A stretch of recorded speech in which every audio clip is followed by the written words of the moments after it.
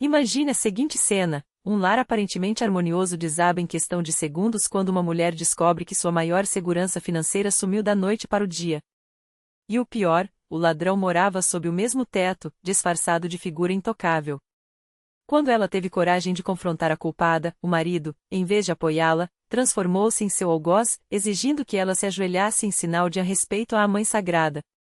Essa não é ficção, é a cruel realidade que muitas famílias escondem atrás de sorrisos forçados. Boa noite, ouvintes. Eu sou André Branco, e hoje, aqui no Labirintos Maternos, vamos mergulhar em uma história que prova como o dinheiro pode revelar as piores faces daqueles que juramos amar. Uma trama de traição, manipulação e uma batalha desigual onde a justiça aparece sempre do lado errado. Preparados? Então ouçam com atenção. Para Helena, aqueles 7 milhões de reais não eram apenas números em uma conta, eram o legado de uma vida inteira de sacrifícios de sua avó. Uma mulher que economizou cada centavo, viveu com modéstia e, no fim, deixou para a neta não só dinheiro, mas a chance de construir um futuro. Helena guardou aquele tesouro em uma caixa de segurança bancária por 3 anos, sem nem mesmo revelar o valor exato ao marido, Dmitri. São apenas algumas economias que minha avó me deixou, disse ela, cautelosa. Afinal, em um mundo onde até os mais próximos podem virar lobos, a discrição é uma armadura. Mas a vida em aluguel já pesava. 4 anos pagando pelo sonho de outro, enquanto eles mal conseguiam juntar o suficiente para dar entrada em um imóvel próprio, com os salários dele, gerente em uma construtora, e dela, contadora, seria preciso 2 décadas de economia extrema. Foi então que Helena resolveu usar o dinheiro da avó. Quando abriu as pacotes de notas sobre a mesa, os olhos de Dmitri se arregalaram. 7 milhões? Repetiu, incrédulo. Agora podemos comprar um apartamento de verdade, respondeu ela, orgulhosa. Mas o que deveria ser um momento de celebração virou o primeiro passo para o desastre. Dmitri insistiu em mostrar o dinheiro à mãe, Svetlana Igorovna. Ela nunca viu tanto dinheiro junta, argumentou. Passou a vida como professora, ganhando migalhas. Deixe-a pelo menos admirar. Helena resistiu, algo em seu instinto gritava para não expor aquela fortuna, mas cedeu à pressão. O erro foi fatal. Ao ver as notas, Svetlana não apenas se surpreendeu, seus olhos brilharam com uma ambição que Helena nunca havia visto antes. Onde você vai guardar tudo isso? Perguntou, com uma curiosidade que soava mais como cálculo. Em um cofre em casa, respondeu Helena, indicando o equipamento escondido atrás do guarda-roupa do quarto. Só eu sei a senha. A Svekrol, porém, não desistiu. Não é seguro. E se roubarem? Melhor deixar no banco, sugeriu, enquanto seus dedos, quase sem querer, acariciavam as cédulas. A partir daquele dia, Svetlana passou a frequentar a casa com uma assiduidade suspeita. Antes, aparecia uma vez por semana, agora, era quase diário. Trouxe sopa, vim lavar suas roupas, só queria ver como vocês estão, desculpas que escondiam um propósito muito claro. Helena notou que a Svekrol sempre encontrava um motivo para entrar no quarto, regar as plantas, arrumar a cama, procurar as meias do Dmitri. Cada vez que passava perto do cofre, seu coração acelerava. Até que, um mês depois, a desconfiança virou certeza. Ao abrir o cofre para uma checagem rotineira, Helena encontrou tudo intacto. Estou paranoica, pensou, aliviada. Mas a sensação de que algo estava errado não a abandonava.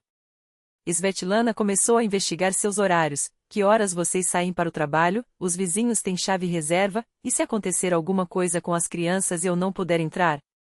Dmitri, sem pestanejar, entregou uma cópia das chaves à mãe. É pela segurança de todos, justificou, ignorando o protesto mudo de Helena. Para ele, Svetlana era intocável, uma santa que criou o filho sozinha após o divórcio, uma professora exemplar, cuja palavra era lei. Questioná-la? Impossível. Você está doente, Helena. Minha mãe, uma ladra. Isso é ofensivo, disse ele, quando a esposa ousou compartilhar suas suspeitas. Mas Helena não era louca. Instalou uma câmera escondida no quarto, do tamanho de uma caixa de fósforos, apontada diretamente para o cofre. 3 dias de gravações limpas, apenas Svetlana ajustando os detalhes do ambiente, como quem marca território. Até que, no 4º dia, a armadilha funcionou. Helena chegou mais cedo do trabalho, surpresa com uma folga inesperada. A casa deveria estar vazia, mas os sapatos de Svetlana estavam na entrada. Silenciosa, ela se aproximou do quarto e ouviu barulhos suspeitos, algo sendo arranhado, movido com pressa. Ao abrir a porta, deparou-se com a Svekro ajoelhada, o cofre aberto, e maços de dinheiro sendo enfiados em uma bolsa grande. O chão já estava salpicado de cédulas, o butim de uma operação bem planejada. "O que você está fazendo?" perguntou Helena, ligando a luz. Svetlana nem piscou. "Lenosha, você chegou cedo", disse, calma, enquanto continuava a empacotar o dinheiro. "Estou levando isso para um lugar mais seguro. Esse cofre é uma piada, qualquer um pode abri-lo. Coloque tudo de volta." "Agora", ordenou Helena, a voz tremendo de raiva. Foi então que a máscara caiu. Svetlana se levantou, imponente, e olhou a nora com desdém. "Você não manda em mim, menina. Esses milhões são meu legado também. Depois do casamento, tudo é do casal, e como mãe do Dmitri, tenho direito à voz ativa." Helena sabia que era mentira, que heranças recebidas antes do matrimônio são intocáveis, mas argumentar era inútil. Svetlana sempre encontrava uma brecha, uma desculpa, uma forma de se vitimizar. "Vamos esperar o Dmitri chegar e resolver isso", propôs Helena, tentando ganhar tempo. "Não há o que discutir", cortou a Svekro, fechando a bolsa com um gesto definitivo. Foi quando Helena bloqueou a saída. "Você não sai daqui com meu dinheiro." O tom de Svetlana endureceu. "Tire-se do meu caminho. Não se esqueça, eu não sou sua amiga. Sou sua Svekro." A briga foi inevitável. Apesar da diferença de força, Helena lutou com unhas e dentes pelo que era seu. A bolsa caiu, as notas voaram pelo chão. Foi nesse momento que Dmitri chegou. Ao ver a cena, a mãe e a esposa no chão, cercadas por dinheiro espalhado, ele congelou. "O que está acontecendo aqui?" perguntou, confuso. Svetlana, mestre na arte da manipulação, não perdeu tempo. Com lágrimas nos olhos, começou a tecer sua versão. Sua esposa enlouqueceu, Dmitri. Me acusou de roubar, me agrediu. Eu só queria ajudar. Helena tentou explicar, mas foi interrompida por um tapa no rosto. "Como você ousa ofensar minha mãe?" gritou Dmitri, os olhos injetados de fúria. "Peça perdão. Agache-se e peça perdão agora mesmo." E assim, em questão de minutos, Helena percebeu a cruel verdade: não havia justiça naquele lar. O dinheiro pode até comprar uma casa, mas não compra lealdade. E quando a ganância se disfarça de amor materno, a batalha já está perdida antes mesmo de começar. Svetlana Igorievna ajustou as roupas com um gesto teatral e lançou ao filho um olhar carregado de ressentimento. "Sua esposa me atacou como uma selvagem", queixou-se, a voz trêmula de indignação fabricada. "Eu só queria ajudar vocês a economizar, e ela me chamou de ladra." Helena não recuou. "Ela estava roubando o dinheiro do cofre", respondeu, firme.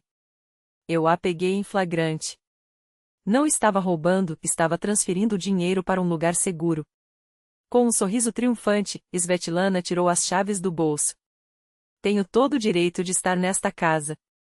Seu filho me deu as chaves." Dmitri olhou para a esposa com uma expressão de dúvida.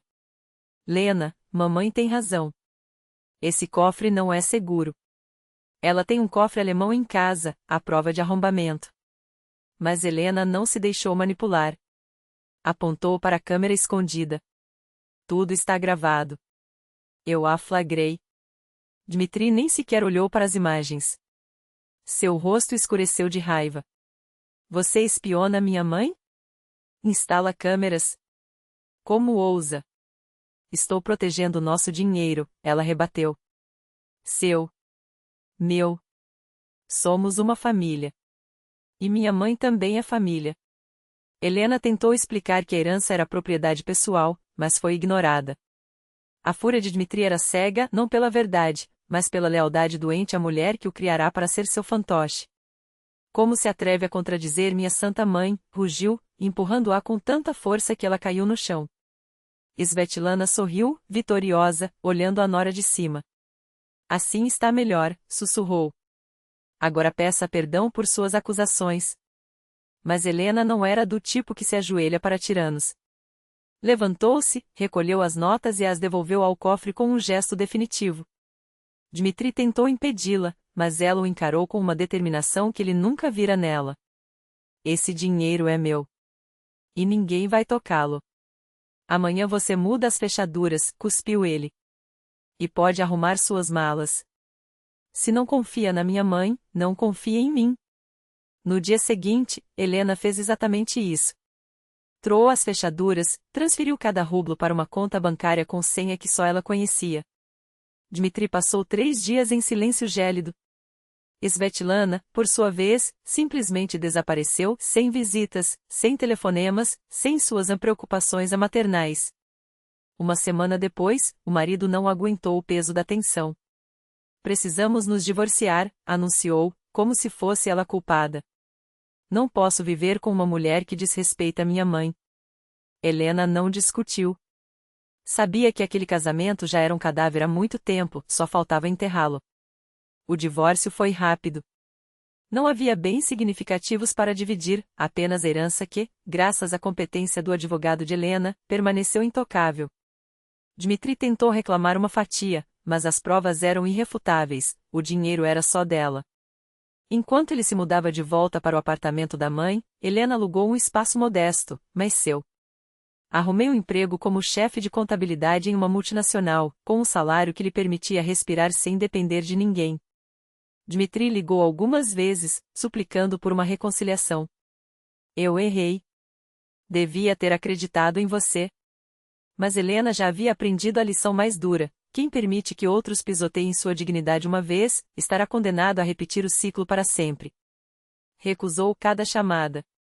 Não por ódio, mas por autopreservação. 1 ano depois, a ironia do destino bateu à sua porta. Um policial apareceu com uma notícia que Helena nunca esperaria. Svetlana Igorievna estava sendo acusada de desvio de verbas da escola onde trabalhava. Não era a primeira vez. Anos de fraudes, documentos falsificados, valores inflados, dinheiro público desviado para contas pessoais. O prejuízo ultrapassava 3 milhões de rublos. A diretora só descobriu após uma auditoria surpresa. Svetlana tentou culpar uma colega mais jovem, mas a perícia grafotécnica incriminou sem sombra de dúvida. O policial perguntou a Helena se ela havia notado sumiços de dinheiro durante o casamento. Ela mostrou o vídeo que guardara, a prova incontestável de que a Santa Mãe era, na verdade, uma ladra profissional. Aquela gravação selou o destino de Svetlana. O tribunal a condenou a 4 anos em liberdade condicional e à devolução integral do valor roubado. Mas o dinheiro havia desaparecido, gasto em reformas luxuosas, móveis caros, férias em resorts à beira-mar. Dmitri viu-se obrigado a vender o apartamento da mãe para cobrir as dívidas. Svetlana, agora sem teto, passou a viver em um quarto alugado em uma comunalca, com a sombra da prisão pairando sobre sua cabeça. O filho tentava ajudá-la, mas seu salário mal dava para sobreviver. A liberdade condicional era uma armadilha, um único deslize, e ela iria parar atrás das grades. Sem emprego, sem reputação, sem futuro, Svetlana Igorievna tornou-se um fardo que nem mesmo o amor materno conseguia disfarçar. Dmitri, desesperado, apareceu na porta de Helena mais de uma vez. Me perdoe. Eu fui um idiota. Minha mãe, ela não é quem eu pensava. Mas Helena já havia fechado aquele capítulo. Um homem que me empurrou no chão por defender uma ladra não merece minha compaixão, respondeu, sem rancor, apenas com a frieza de quem já superou a dor. Ele insistiu, então, por ajuda financeira. Mamãe está doente. Precisamos de dinheiro para remédios. Estou afogado em dívidas. Helena deu-lhe 50.000 rublos, não por piedade, mas para comprar paz. 2 anos depois, Svetlana sofreu um derrame. Dmitri dividia-se entre o trabalho e o hospital, implorando por recursos que não tinha. Mais uma vez, bateu à porta de Helena. Mais uma vez, ela recusou. Lembra quando ela tentou roubar meu dinheiro e depois exigiu que eu pedisse perdão? Algumas dívidas não se pagam com cheques. A ex-sogra sobreviveu, mas ficou parcialmente paralisada. Caminhava com uma bengala, a mão esquerda inerte. Dmitri contratou uma cuidadora, o que o levou à falência emocional e financeira. Enquanto isso, a vida de Helena florescia. Conheceu Igor, um cirurgião gentil que nunca permitiu que sua mãe interferisse em seu casamento. Casaram-se 3 anos após o divórcio. Tiveram uma filha, depois um filho. Helena abriu sua própria firma de contabilidade. Moravam em uma casa espaçosa nos arredores de Moscou, as crianças estudavam em colégios particulares. De vez em quando, Dmitri ligava. Mamãe precisa de mais remédios. Não tenho como pagar. Nenhuma mulher quer ficar comigo. Todas fogem quando descobrem sobre minha mãe. Helena ouvia em silêncio, transferia uma quantia simbólica e desligava. Até que, 5 anos atrás, veio o último pedido, ela faleceu. Preciso de ajuda com o funeral. Helena enviou 100.000 rublos. Não me procure mais. Hoje, quando olha para trás, Helena sorri ao lembrar daquele dia em que flagrou Svetlana com as mãos no cofre. Na época, sentiu que o mundo desabava. Mas a verdade? Aqueles foram os primeiros tijolos de uma prisão que ela mesma destruiu. Livrou-se de um marido fraco, de uma sogra predadora, de um ciclo de humilhação que se repetiria eternamente. Às vezes, a justiça não vem das leis, mas da vida, que tem o hábito de devolver, com juros, tudo o que tiramos dos outros. E Helena? Ela só colheu o que plantou, liberdade. Os 7 milhões de rublos do legado não foram uma maldição, mas a maior bênção que Helena poderia receber. Não apenas revelaram a face verdadeira de um marido covarde e de uma sogra sem escrúpulos, como lhe deram a clareza necessária para entender que aqueles que a cercavam não mereciam nem seu tempo, nem seu coração. Mais do que isso, foram um passaporte para uma vida nova, construída sobre alicerces que ela mesma escolheu, uma família onde o amor não é moeda de troca e o respeito não precisa ser implorado. Dmitri e Svetlana Igorevna rastejaram a seus pés, suplicando por dinheiro, por perdão, por uma segunda chance. Mas o tempo das súplicas havia terminado. Helena já os havia perdoado, não por eles, mas por si mesma, para não carregar o peso de um ressentimento que não valia a pena. Mas perdoar não significava voltar atrás. Ela tinha uma nova vida agora, um novo lar, um futuro que brilhava com possibilidades que eles jamais poderiam lhe oferecer. E, pela primeira vez, o passado era apenas isso, passado. Nada mais do que uma sombra que se dissipava ao nascer do sol de cada dia que ela escolheu viver em paz,